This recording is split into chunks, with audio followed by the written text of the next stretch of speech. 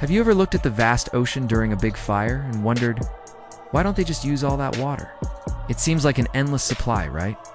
Well, it's a bit more complicated than it looks. Sometimes, helicopters and special planes do scoop up ocean water, especially when they're fighting fires right along the coast. It's a quick and easy source. But for the most part, firefighters avoid it. Why? The secret is in the salt. Seawater is, of course, salt water. That salt is incredibly corrosive. Think about what it does to cars or boats over time. Now, imagine spraying that all over expensive firefighting equipment like pumps, hoses, and truck engines. It would cause rust and damage very quickly, which can be dangerous and costly. So, while it seems like a simple solution, using fresh water is much safer for the gear and the brave people who use it. Thanks for watching. And don't forget to like and subscribe for more cool facts. Ever wondered what happens when we fight fires with salt water from the sky? It might seem like a clever solution, but it can cause some serious problems for the environment. When large amounts of salt water are dropped on a small area, all that salt gets left behind in the soil. This completely changes the soil's chemistry. Many native plants just can't handle that much salt and they start to die off. This creates barren patches of land, which leads to another big issue: erosion. Without plant roots to hold it together, the precious topsoil gets washed away. And guess what? The salt gets washed away with it, spreading downhill and damaging even more of the landscape. It's a chain reaction that can leave long-lasting scars on our beautiful natural areas. Thanks for watching. And don't forget to subscribe for more insights into our environment. Ever wondered why we don't just use giant hoses from the ocean to fight massive wildfires? It sounds simple, right? But the reality is a logistical nightmare. Imagine trying to pump millions of gallons of water, not just a few feet, but miles inland, often over mountains and through rough terrain.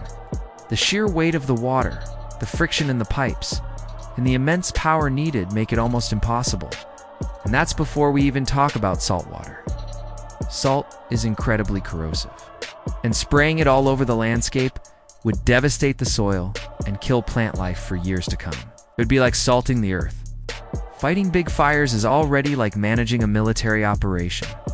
With complex coordination of planes, trucks, and firefighters, adding a massive, impractical water pumping system would just make a tough job even harder. Thanks for watching, and don't forget to subscribe for more insights. Ever wondered how a major city prepares for the unthinkable? Let's talk about San Francisco. We all know it's in a major earthquake zone, and a big one could easily damage the city's water pipes. So what happens then? How do they fight fires or provide water for basic needs? Well, San Francisco has an incredibly clever backup plan. Dotted around the city are these special manholes, painted with a bright red circle.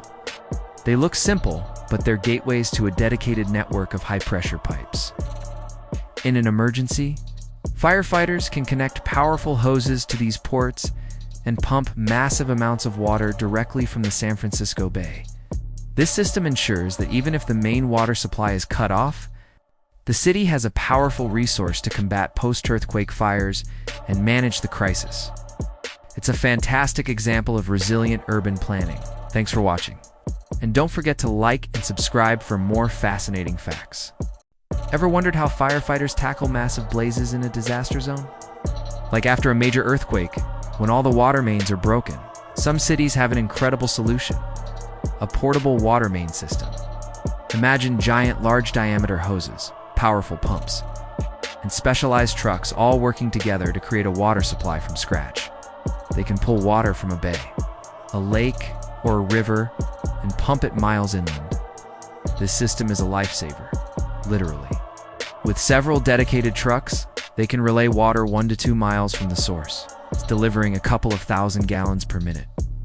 Now, that might not be enough for a massive citywide firefight, but when your city has been leveled and you have zero water pressure, getting that much water to the front lines is a game changer. It's an amazing piece of engineering that can mean the difference between saving a neighborhood and watching it burn. Thanks for watching. If you found this interesting, hit that like button and subscribe for more.